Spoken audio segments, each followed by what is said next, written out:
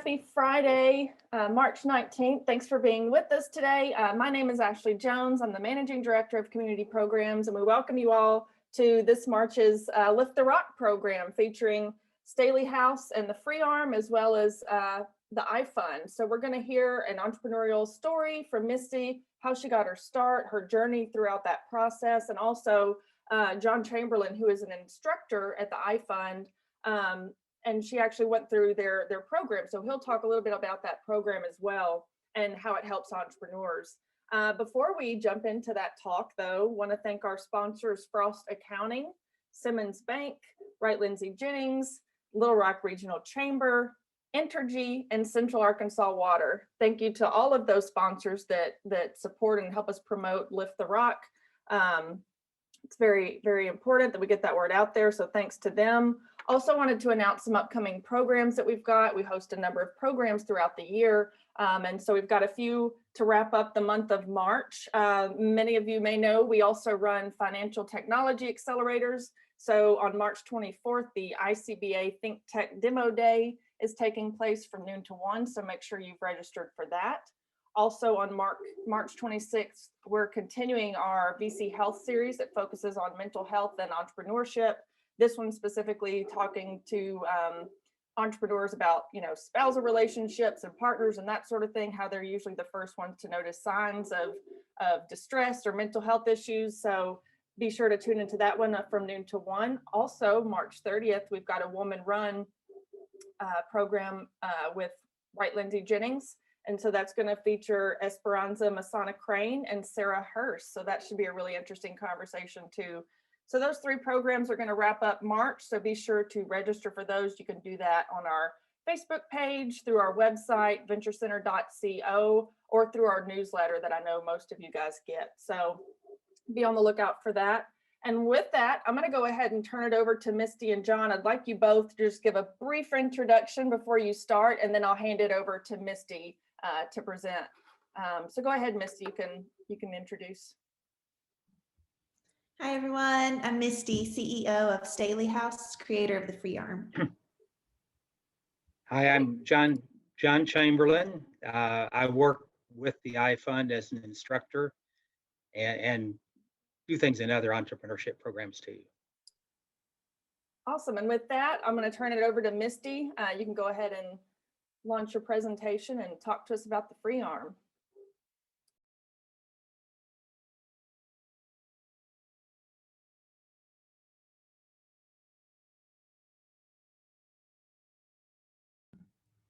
Get back to you guys to unmute myself.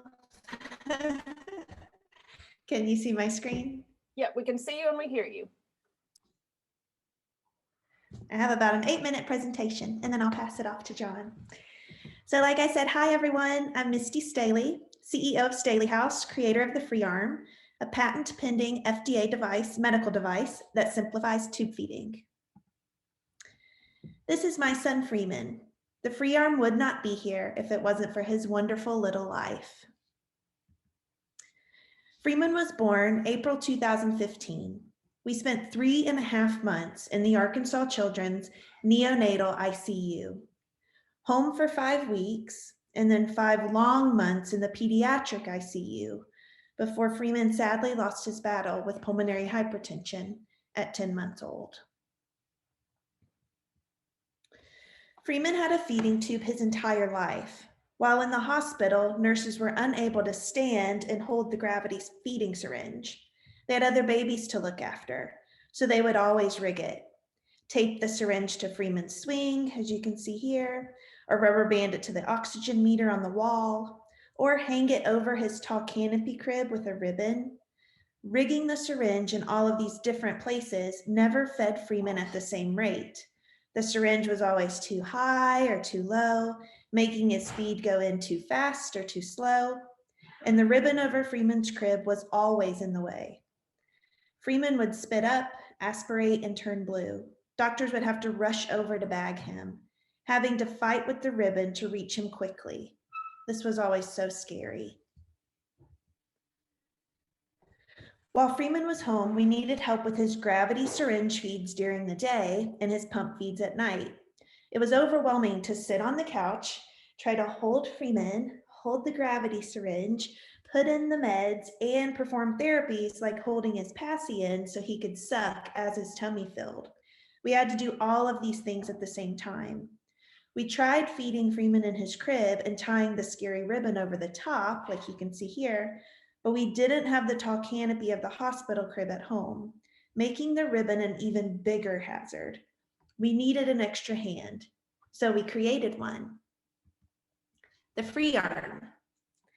The FreeArm clamps to flat and rounded surfaces, like the rounded bars on a wheelchair or hospital crib, flat tables, and more, giving every tubie a helping hand at the hospital, home, and on the go. The arm bends up easily for travel and can bend to the exact height above the tubie's abdomen where feeds are tolerated best, providing a consistent way to feed in all situations. The FreeArm is the first holder on the market that holds gravity feeds, pump feeds, and infusions. Other holders hold one or the other. They are larger and nowhere near mobile. If you ever have the chance, try fitting an IV pole in your car. It's amazing to see how far the FreeArm has come. In early January 2018, we took our FreeArm idea to the Arkansas Small Business Technology and Development Center. They connected us with a mentor and advised us to begin customer discovery interviews to see if others in the hospital and home setting were experiencing the same pain points with tube feeding. We then formally registered as Staley House, LLC.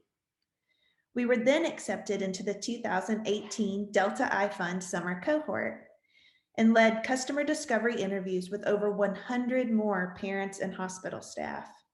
We launched the FreeArm and went to market late November 2018. We feel so lucky to have been and still be part of the iFund. The FreeArm would not be where it is today without them. Plus, we have met so many mentors and wonderful people through them.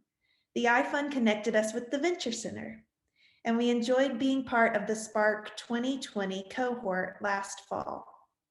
I regularly attend monthly virtual mentorship meetups through the Venture Center and continue to meet mentors and broaden my network.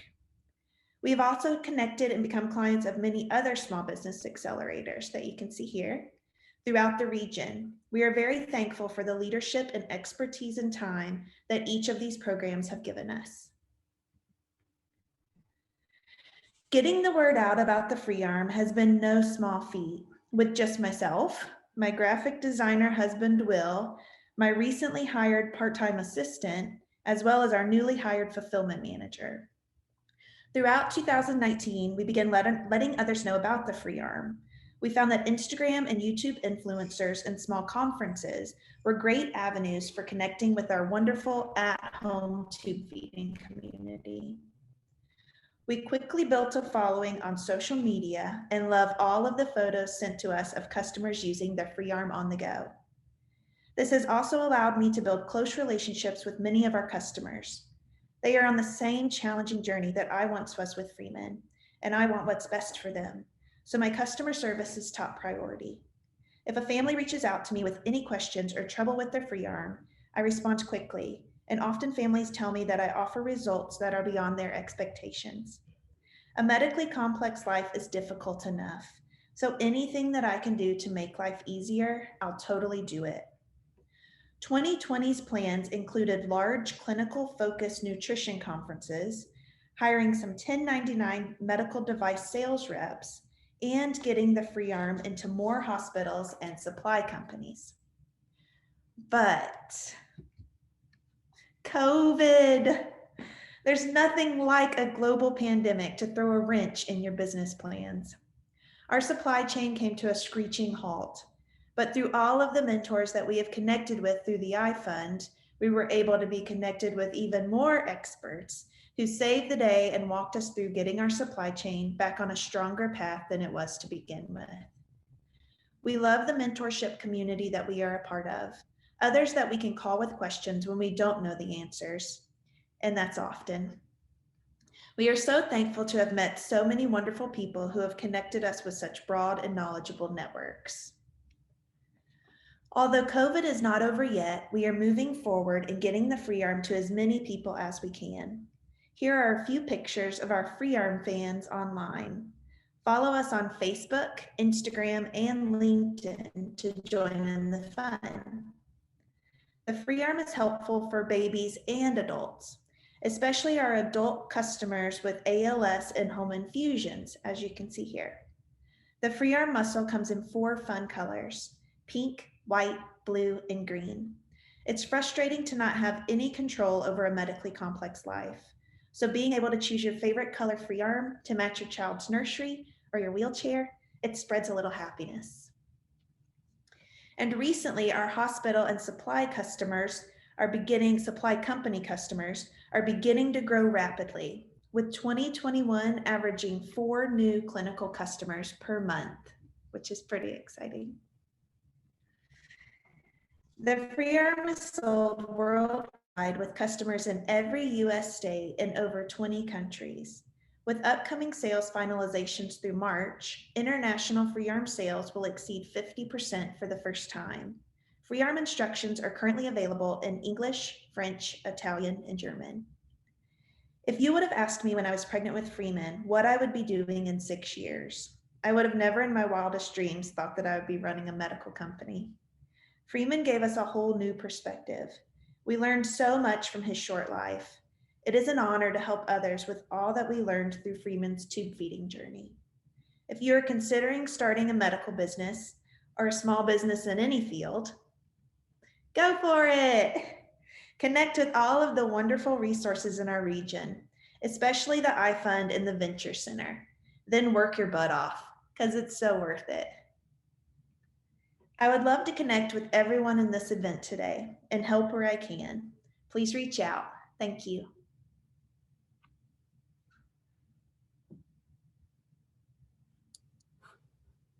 Awesome story and presentation, Misty.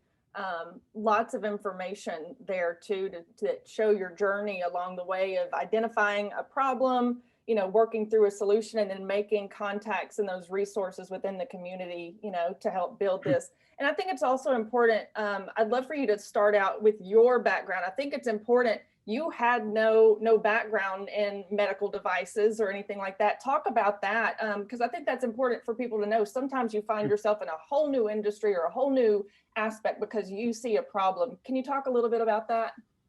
Sure. So my background, my degree is in fine art. And when I told my parents I want to go to school for art, my mom said, you need to get a business minor, because you hear that artists are 20% of their time making art and 80% of their time selling their art.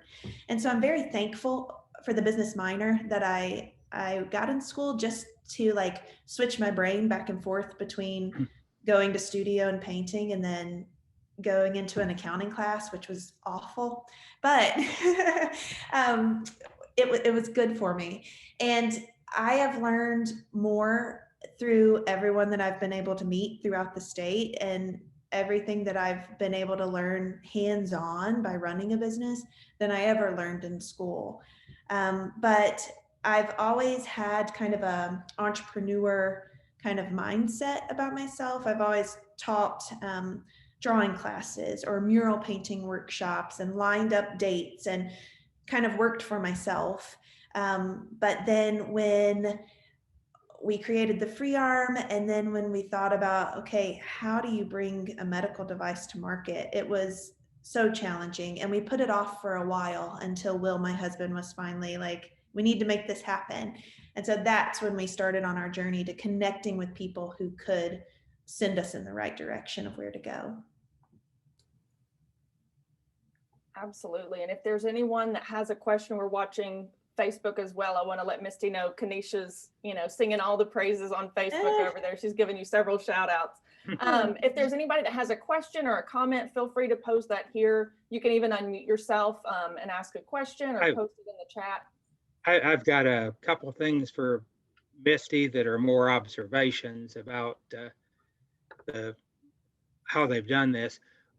One is, like a lot of other starting entrepreneurs, they did a pivot. And That's a story you'll hear, but their final product was not what their original product was. And if there's anything you want to say about that, Misty. Sure. So we went into the Delta I Fund thinking we need to provide an extra hand for people with just people who are bolus syringe feeding, so that they don't have to hold the syringe and hold their child and try to do everything else with no hands. But when we were going through it with the customer discovery and asking questions to find out, hospitals were saying, we don't discharge babies home on syringe gravity feeds. A lot of hospitals do, but some don't. So some only discharge home on pump feeds. And so this made us think, even though you're discharging home with a pump and you don't have to sit and hold the syringe anymore, you're still tethered to your house. You're tethered to one room of your house. So if your bedrooms are upstairs and the rest of your home is downstairs, say your dining room, and you're having dinner with the family downstairs, but you have your IV pole upstairs and you can only feed your child upstairs and they can never come down and like sit at the table with you. It's just, we knew that we needed the FreeArm to work for every tube feeder. And now that's gone even further into people who are on TPN. So now it holds infusions, pump feeds, and gravity syringe feeds. But that was a wonderful way to pivot and to not be scared of that pivot, and for John and the rest of the iFund to walk us through that challenge. The other thing that you're way out an outlier on how much you learned about your marketing channels. A lot of teams just barely figure out who the customers are and what their product and solution are. But as I remember, you came up with two different approaches. One was the Facebook and blog and kind of direct to consumer route. And then the other one was that hospitals really need to be sending this home with everybody, and it needs to be part of the medical supply chain. And as I recall, you made one was bigger and the other was more direct. And I think you've done a great job of going after both of them. All your photographs and posts on social media are amazing. But Thank you, John. But could you talk about those two? As I recall, you had customers almost before you had anything to ship. Well, we really built up kind of a little army of FreeArm fans online, and they were like, we need this, and this is going to change our lives. And so it really is those parents and those teenagers and young adults that follow us on social media who really got behind the FreeArm and started spreading the word, which we are so thankful. And that's really where we focused our time in. I say what year one was 2019, even though we started in late 2018. We were able to reach so many people who were already at home, discharged from the hospital with a feeding tube. And 2020 was all about, okay, now we know that the product is helping tons and tons of people. And to go to hospitals and ask for them to supply the FreeArm, but also have all of this evidence that it is helping families, they'll work together and it'll be great.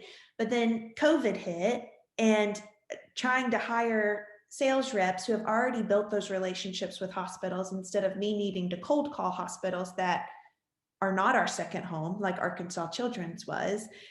We got into Arkansas Children's year one, but then for me to reach out to hospitals with no connections was tough. So we really needed those sales reps. And then 2020 just kind of shut the doors and locked them to hospitals to keep everyone safe during COVID. So that was a real challenge, but we have had hospitals reaching out to us, large distributors reaching out to us. And now we're looking at hiring that sales force that we need, who already has those connections and can get the FreeArm out to people faster than we ever will be able to.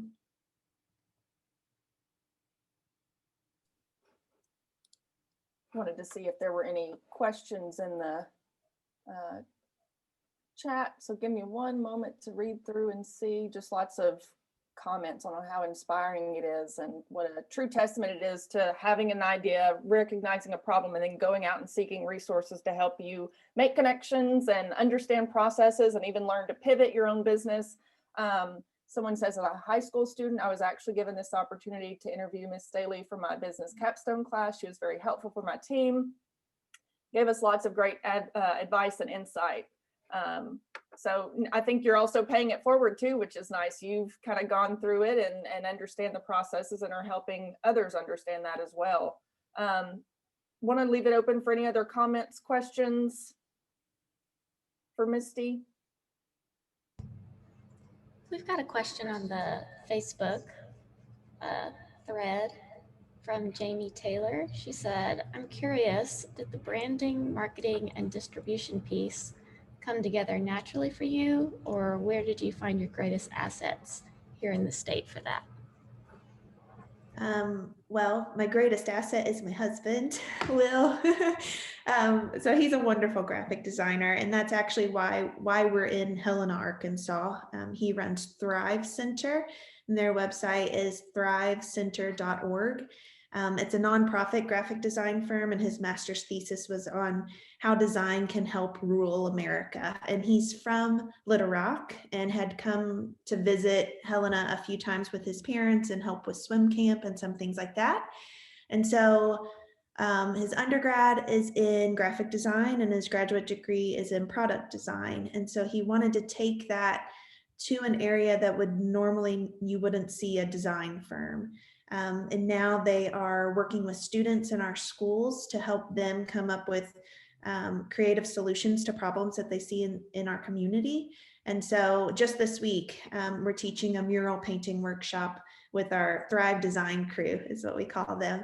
And they're middle school and high school students. And we go out and find a really ugly wall that needs a lot of love and paint a mural on that. But with Will, it's great because we can sit on the couch and I can say, I think I want an octopus as like my mascot, brand mascot. And because everybody needs as many arms as an octopus. And so I can come up with all these great ideas and sketch it out on paper, and then Will makes it look really great on digital platforms.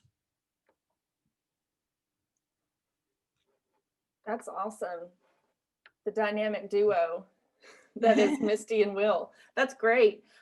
Because we do have entrepreneurs that want to know a little bit more, we always ask the entrepreneurs on piece of advice. You know, you've kind of been through the ringer, seen all different parts and are still learning.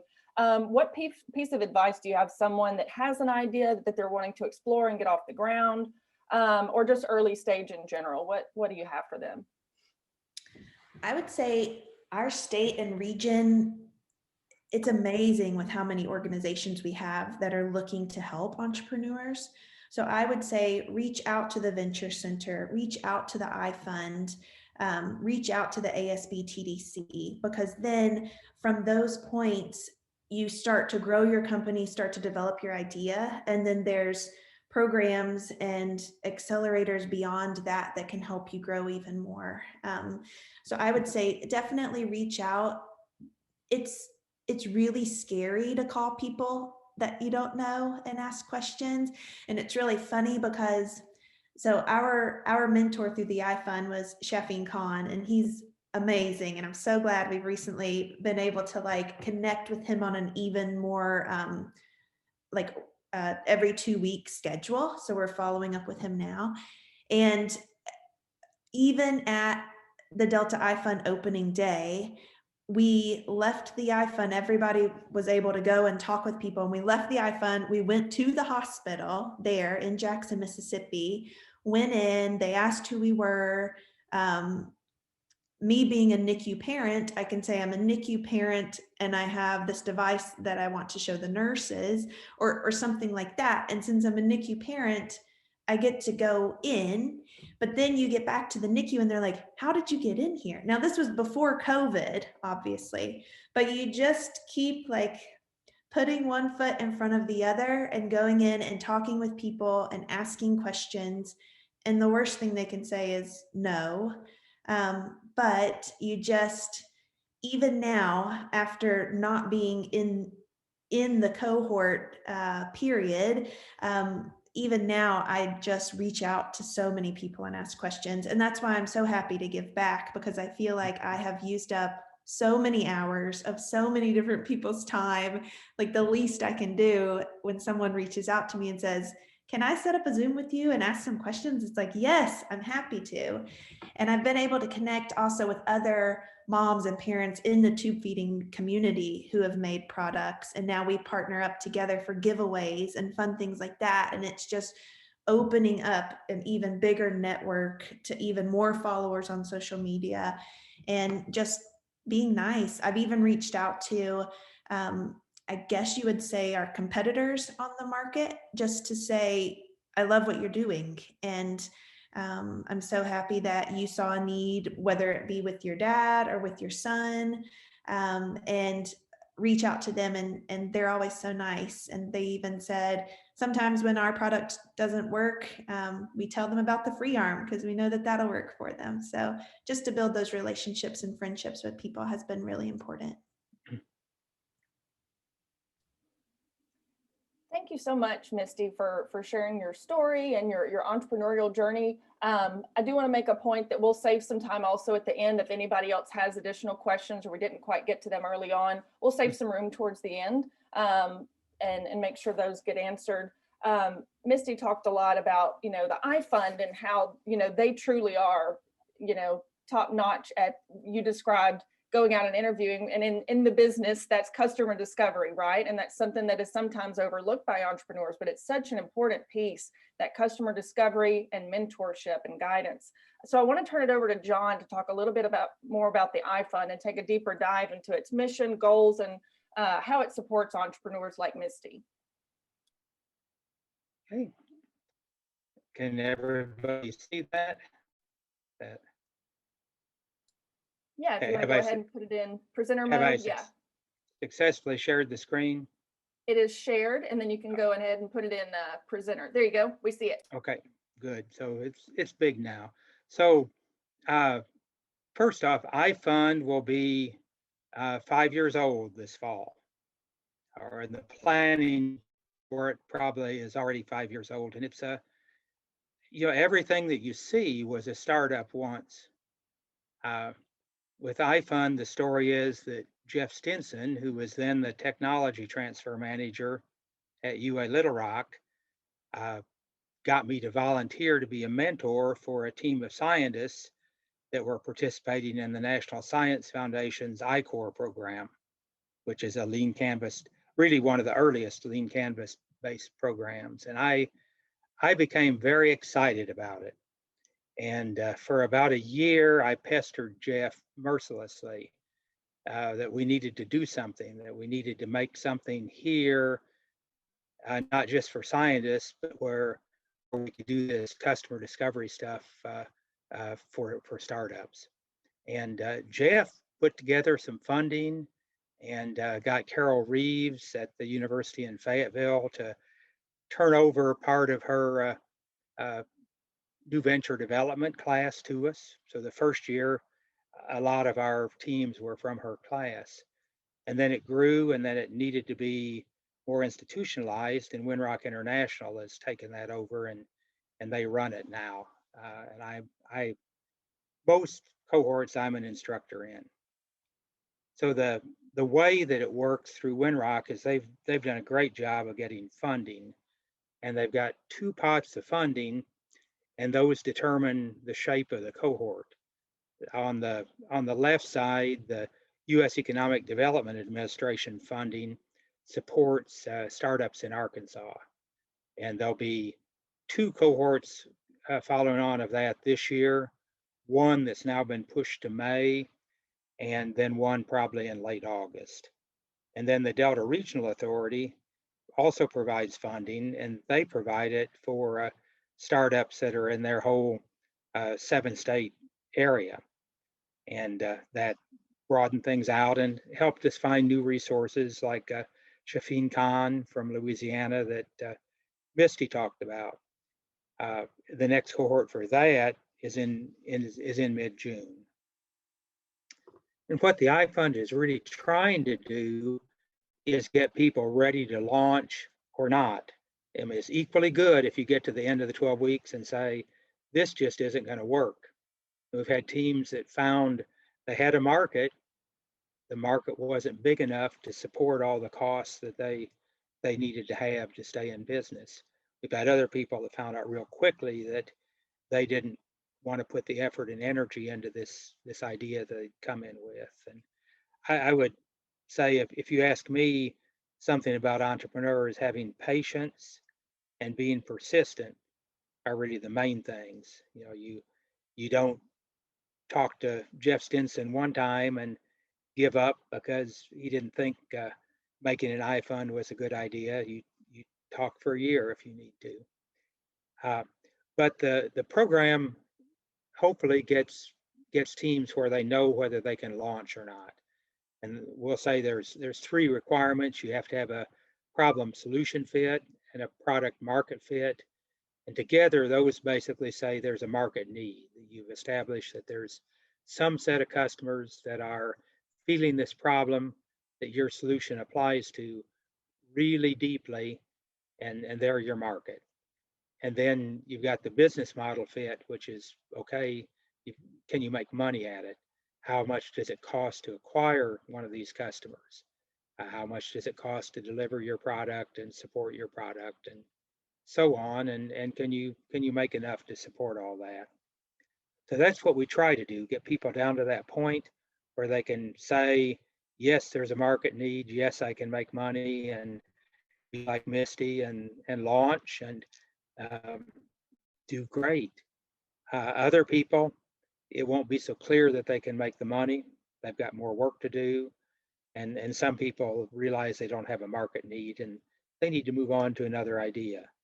So the iFund tools are the lean canvas, which is now not as unique as it was, and the customer discovery process, the getting out of wherever you are, your office, your lab, going out and talking to people and learning things, having these hypotheses about the problem, about who the customers are, about what the solution needs to look like, and testing those by listening to people. We sometimes have a motto that closed mouth, open mind. But that's what you do when you do customer discovery. You don't talk a lot, you listen, and you have your mind open. So even if they tell you that your idea is ugly in some way, you can hear that and then come back and think about how to maybe make it a little bit better. With iFund, you get a mentor that we try really hard to make them someone that's got relevant information, relevant background. And then there's usually 4 instructors, and you'll end up working probably with all of them, but more closely with 2 of them. And then there's a set of resources, which is everybody's Rolodex and knowing who the other ESOs are and what they do.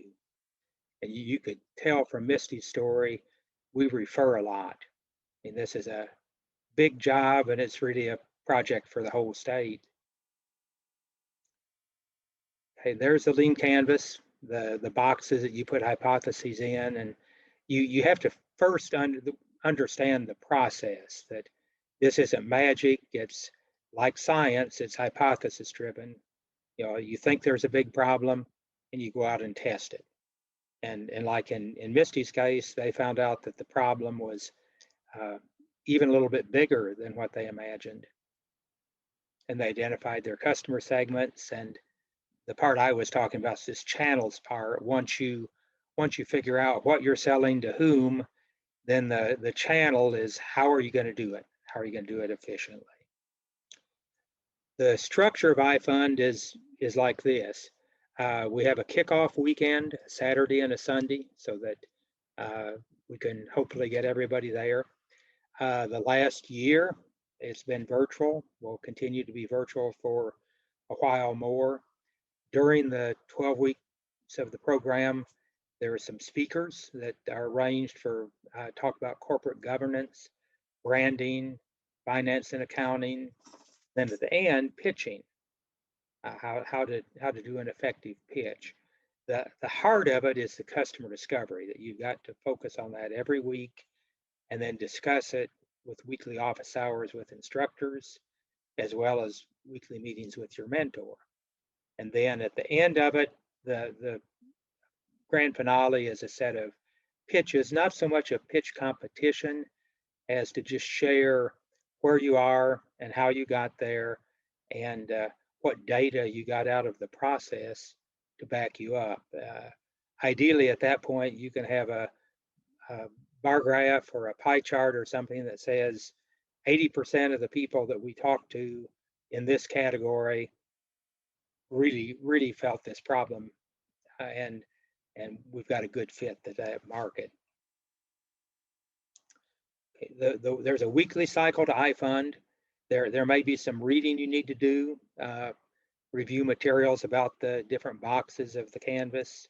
You meet with your mentor, and I guess you plan. A big part of the cycle of the week is, where are my interviews going to come from? You have to, you're going to hit 60 by the end of the 12 weeks, which is really a minimum.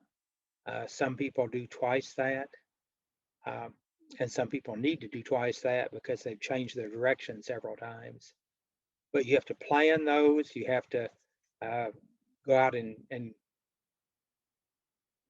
make sure that you really have those people. You've got to start out with looking for 10 interviews, probably, to get 5. And then you think about what you learned from the interviews, and maybe you change your hypotheses. Maybe you change your lean canvas. And then you come to office hours and you report on that process. Who did you talk to? What did you learn? Where do you go from here? With the fund, when the funding comes from the Delta Regional Authority, there is some money available, which might make you want to look at that one if you think you know what you're doing and you have these needs. They will provide up to $7,500, and it can be towards patenting, prototype design, landing page development, app development, or market research. And for several of those, they've got specified vendors. So it's not, you just find somebody to do your web page. They will have somebody that works with you. The teams that come to iFund, we do have some one-person teams, but they're not nearly as easy, and it's more difficult to make them effective than if you've got 2 or 3 or more people. And in part, just so you have somebody to talk to, disagree with, and somebody to take notes while another person is asking questions during customer discovery. And very few ideal teams, but if there was an ideal team, it would be helpful if they had knowledge in 3 areas. And entrepreneurs are generalists, so sometimes you don't start out with knowledge in these areas, but you develop it over the course, and you're open-minded to developing that other expertise. But the area that your problem is in, like whether it's health, whether it's clothing, whether it's agriculture, some knowledge of that if you're going to try to have a business in there. Most businesses have an underlying technology, even if it's just, you can order online. If you don't have the technical knowledge, you're going to have to find somebody, either by finding a new team member or paying somebody, and sometimes the paying them is painful. And then it helps to have some business experience, that you're not afraid to talk in dollars and talk about marketing. Sometimes that develops. One of our first teams that I think I've got a slide on later, they started out and they had they're noteworthy for 2 things, but one of them is the main people on the team were an MBA student and a pharmacy postdoc.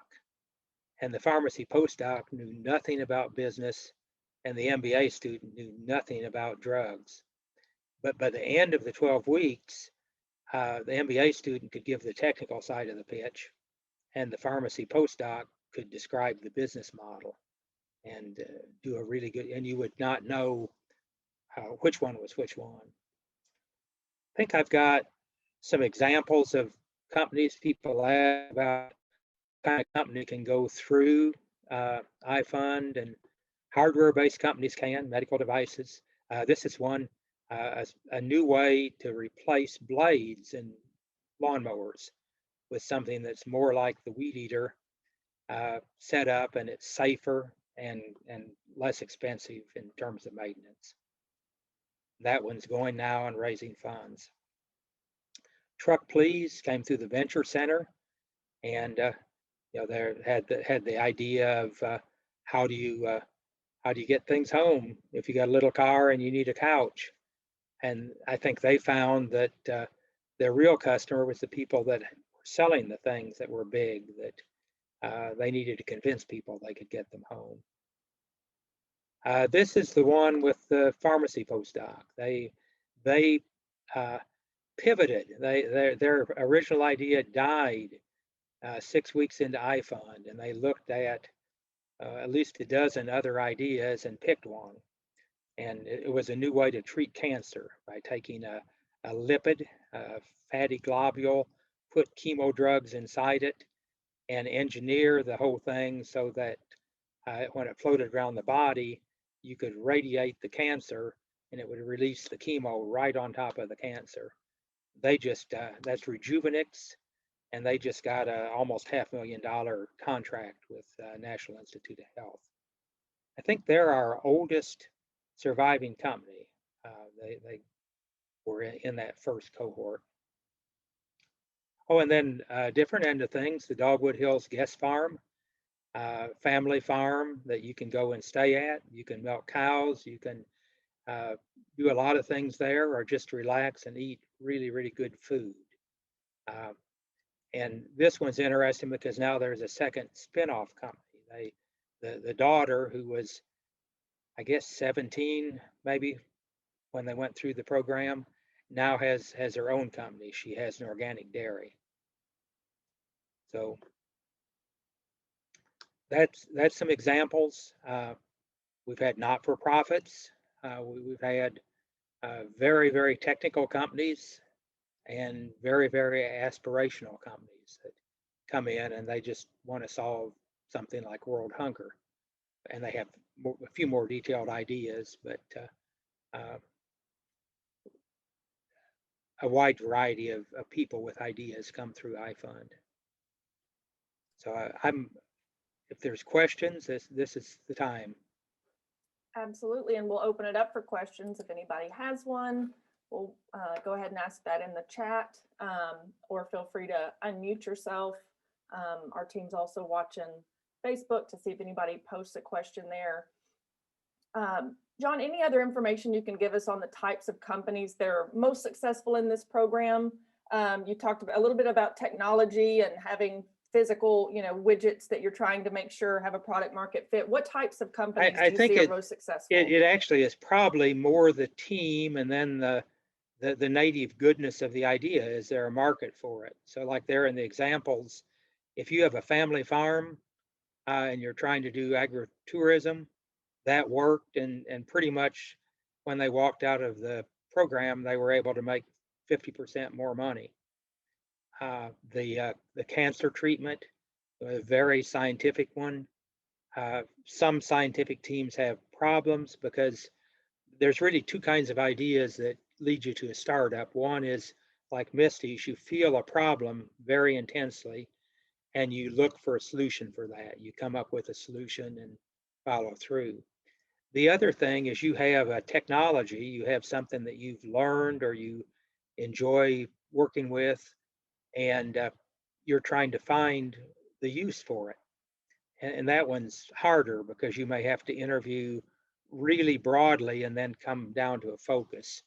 And not everybody is able to come down to that focus in 12 weeks. But other than that, I mean, and sometimes it stretches the instructors. We had a person that wanted to do rap concerts online, and it actually turned out I had things to tell him, and I think he may have hit it just right before COVID. That's awesome. And then as far as how far along an idea needs to be kind of massaged before they enter a program like this, can it just simply be an idea on a napkin? They come through this where do you see success and how far along they are? We've had both, and obviously the ideas on the napkin are probably more likely to be no-goes than ideas that have, that the person's had some background with, like the Blade Solutions. They came in with the device, they changed the device, and a number of characteristics about it, but they were able to go pretty far there. And one that didn't make it through the I can't think of the name right now. There's a special name for sugarcane waste, in and we actually have had 2 Louisiana teams that wanted to look at uses for that, and neither one found a use that had a good business model, partly because it's seasonal. But I mean, it's still a good process and it's still a good outcome, because otherwise they might have tried to do that thing and spent more time and more money doing it or not doing it. So similar question for you as we asked Misty towards the end of her presentation. Advice for entrepreneurs, maybe with the idea on the napkin, next steps, that sort of thing. Advice for early stage entrepreneurs. Yeah, you start learning, which is a process you won't quit. And if you've got the idea on the napkin, I mean, it's time to start interviewing people one way or the other. I mean, maybe the thing on the napkin you know how to make, maybe you don't. Maybe you have to learn about that. Maybe you think it'll be really good in a certain field, but you need to check that out. You need to find out if people that are in that field find it to be as useful as you do, or whether there's some other twist you need to make to it to get there. But start the process, educate yourself, find the program that will help you talk to people and ask the right questions. Fantastic advice. And I do want to open it up for any final questions or comments anyone has for both Misty and or John. We have a question here from Misty. How did you find out about the resources here in the state? And most startups need all of those resources that you talked about. So how did you learn about it? And then how did you go about navigating each one of them? I personally found out through the Arkansas Small Business Technology and Development Center. So I live in Little Rock, which is about 2 hours. I mean, I live in Helena, which is about 2 hours from Little Rock. But we visit my in-laws often in Little Rock. And so while we were there, we took our idea to them, set up a meeting with them and took it in. And then it was from there that we started the customer discovery, but then the summer cohort for the Delta I Fund was opening and they encouraged us to apply for that. But I remember even when we got the email back that said, you're accepted in, and it was like, yay, and what exactly do you guys do? So it's like getting into programs and talking with people in programs, letting them know what you want to do to see how they can help. You don't really even need to know all the ways that someone can help, because they can probably connect you with someone else who can help even more.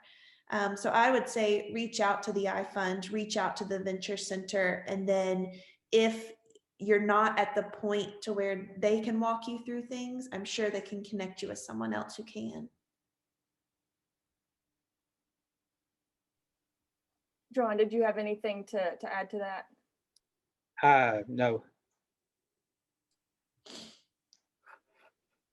All right, final call for any comments, questions. You both did a fantastic job presenting. Thank you for having us. Yes. Final shout out, if anybody wants to learn more about the FreeArm, Misty, where can they go? You can go to our website. It's freearmcare.com.